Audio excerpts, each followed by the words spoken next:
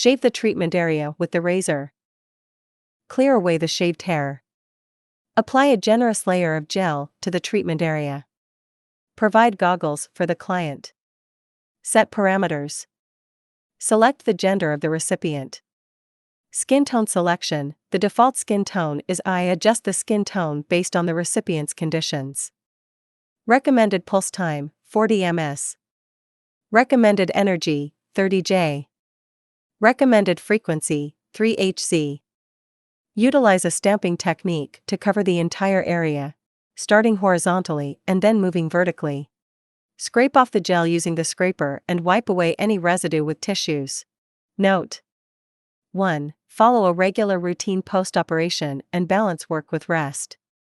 2. Avoid steam sauna, hot springs, swimming, and sun exposure for the next 7 days.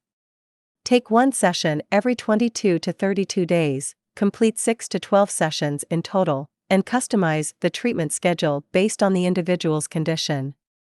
Contraindications: individuals who are exposed to the blazing sun for quite a long time, people with photosensitive skin, and those who are using photosensitizing drugs, oral isotretinoin users, pregnant women, diabetic, people with keloid scars, potential skin cancer patients.